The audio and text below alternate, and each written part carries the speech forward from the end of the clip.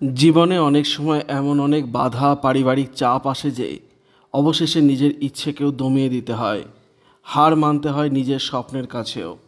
আর ঠিক এভাবেই নিজের স্বপ্নকে বিসর্জন দিলেন অভিনেত্রী মন্দিরা চৌধুরী ওরফে কৃষ্ণা।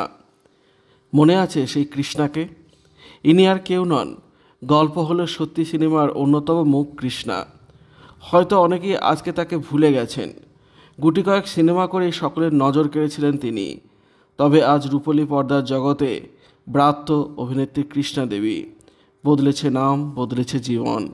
ঠিক কী ঘটেছে অভিনেত্রীর সঙ্গে?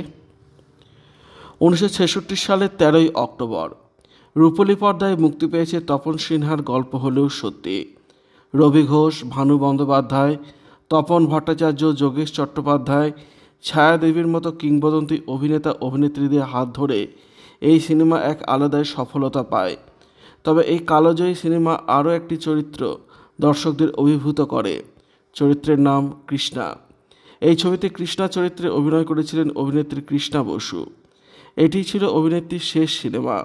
সম্প্রতি এক জনপ্রিয় সংবাদ মাধ্যমে সাক্ষাৎকার দিতে গিয়ে এ বিষয়ে জানান তিনি। সাক্ষাৎকার থেকে জানা যায়, অভিনেত্রী 8 বছর বয়সে অভিনয় জগতে প্রবেশ। তিনি জানান, বাবার হাত ধরে সিনেমা জগতে আসেন তিনি। প্রথম ছবি মাননই গার্লস স্কুল, যেখানে অভিনয় করেছেন মহানায়ক উত্তম কুমার। কৃষ্ণা দেবী বলেন, তার বাবার শখ ছিল অভিনয় করার, কিন্তু দাদুর বিরোধ থাকায় বাবা অভিনয় করতে পারেননি। তাই বাবা চেয়েছিলেন মেয়ে হলে মেয়েকে দিয়ে সেই স্বপ্ন পূরণ করাবো।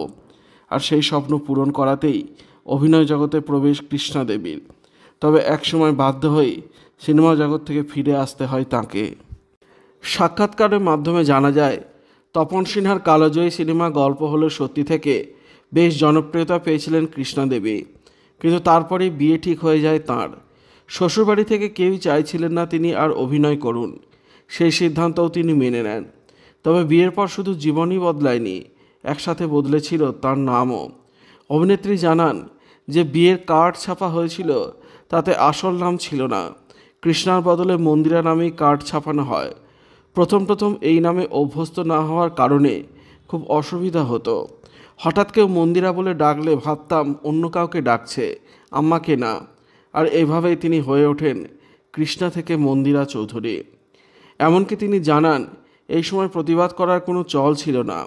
আর যেহেতু বাঙালি পরিবারে কন্যা, তখন তো বিভিন্ন ভ্রান্ত ধারণায় বিশ্বাসী সকলে। শ্বশুরবাড়িকে চটানো যাবে না, শ্বশুরবাড়ির সাথে ঝামেলা করা যাবে না, এমনই সব ধারণার চল ছিল। তার এই নাম বদলানোর বিরুদ্ধে অভিনেত্রী বাপের বাড়ির তরফে কেউ কোনো প্রতিবাদ করেনি। যদিও কথাটি কোনো ভুল বলেননি তিনি। বর্তমান সময়েও মেয়েদের শ্বশুরবাড়িতে নির্বাক শ্রোতা হিসেবেই থাকতে হয়। সে যাই হোক, তবে নাম বদলানোর ফলে বিভিন্ন রকমের সমস্যাতে পড়তে হয়েছিল অভিনেত্রীকে। কিন্তু সবচেয়ে দুঃখের বিষয় হচ্ছে, বিয়ের পর বিভিন্ন জায়গা থেকে ডাক পেয়েছিলেন অভিনেত্রী। এ কথা তিনি জানতে পারেন তার বাবার কাছ থেকে। মন্দিরা ওরফে কৃষ্ণা দেবী জানান, গল্প হলেও সত্যি সিনেমা করার পর রাজ কাপুরের প্রোডাকশন হাউস থেকেও ডাক এসেছিল। পাশাপাশি আরও বিভিন্ন বড় জায়গা থেকে সুযোগ পেয়েছিলেন অভিনয় করার। কিন্তু নতুন জগতে প্রবেশ করার পর তিনি এই বিষয়ে আর ভাবেননি। তবে তিনি বলেছেন, এখন যদি সিরিয়াল, ওটিটি, সিনেমাতে কোথাও সুযোগ আসে, তাহলে তিনি কাজ করতে রাজি। এই হলো অভিনেত্রী মন্দিরা চৌধুরী ওরফে কৃষ্ণা দেবীর গল্প। এই গল্প আপনার কেমন লাগলো কমেন্টের মাধ্যমে লিখে জানাবেন। আর অবশ্যই চ্যানেলটি সাবস্ক্রাইব করবেন।